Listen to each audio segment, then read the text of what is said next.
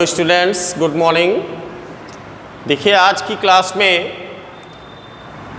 हम लोग NCERT book पर बेस्ड एक्सरसाइजेस को करना सीखेंगे।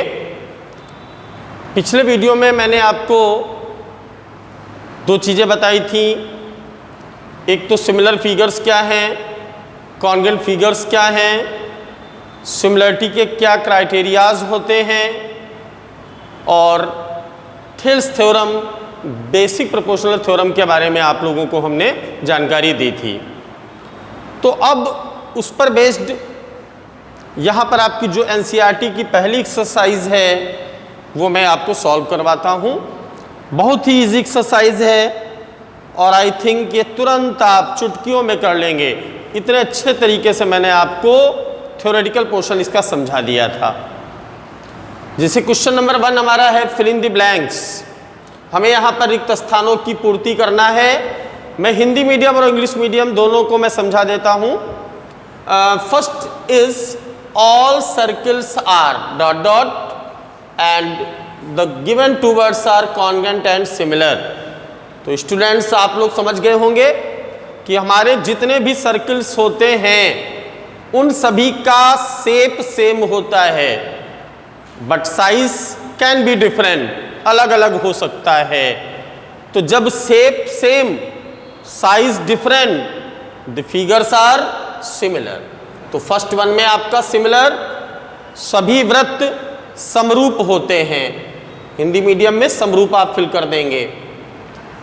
All squares are same age, square से हैं तो सभी का शेप एक जैसा होगा, but size can be different, अलग अलग हो सकता है। तो ऑल स्क्वायर्स आर सिमिलर।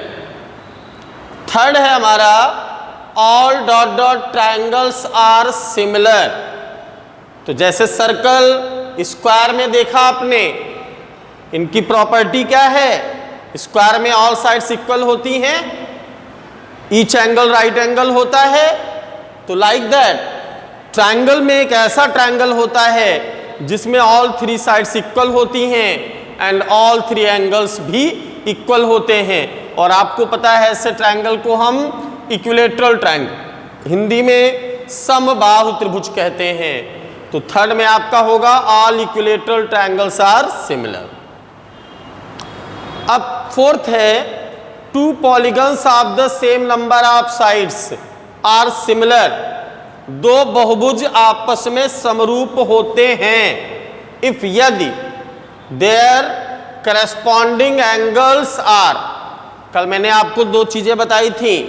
अगर टू ट्रायंगल्स हम लें तो अगर वो दोनों सिमिलर हैं तो सिमिलर के केस में आपको बताया था कि उनके जो करस्पॉन्डिंग एंगल्स होते हैं वो आपस में इक्वल होते हैं और करस्पॉन्डिंग साइड्स का रेशियो भी इक्वल होता है। या जब दो रेशियो आपस में इक्वल होते हैं तो उसे हम कहते हैं प्रोपोर्शनल। जब दो अनुपात आपस में बराबर होते हैं तो उनको हम कहते हैं समानुपात। तो यहाँ पर करस्पॉन्डिंग एंगल्स आर, यहाँ पर आप क्या फिल कर देंगे, इक्वल, समान, बराबर, and their corresponding sides are proportional, Hindi में समानुपात में होते हैं। अब नेक्स्ट क्वेश्चन हमारा give two different examples of. First है सिमिलर फिगर्स। तो सिमिलर फिगर्स में फर्स्ट हमारा है two circles of different radii. इसकी रेडियस अगर 1 है, इसकी हमने 2 ले लिया, तो these are similar figures.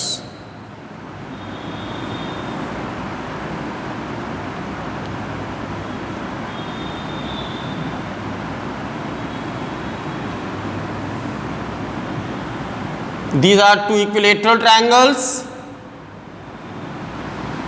4 centimeter, 4 centimeter, 4 centimeter.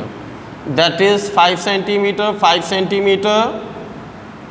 So these are the two equilateral triangles and these are the similar figures. अब बात आती है नॉन सिमिलर फिगर्स की।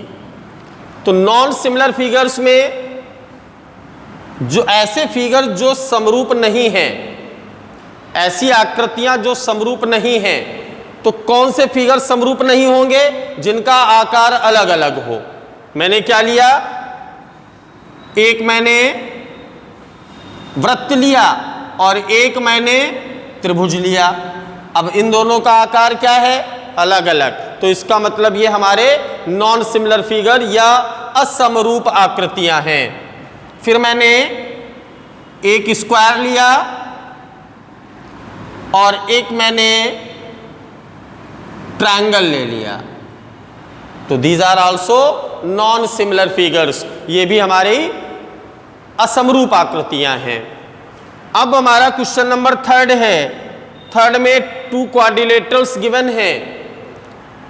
पूछ रहा है क्या ये दोनों क्वाड्रिलेटरल, क्या ये दोनों आकृतियां समरूप हैं? तो समरूप होने की शर्त यहां पर लिखी हुई है। कोई भी दो आकृतियां समरूप होंगी कब? अगर उनके करस्पॉन्डिंग एंगल्स इक्वल हैं और करस्पॉन्डिंग साइड्स का रेशियो भी इक्वल है।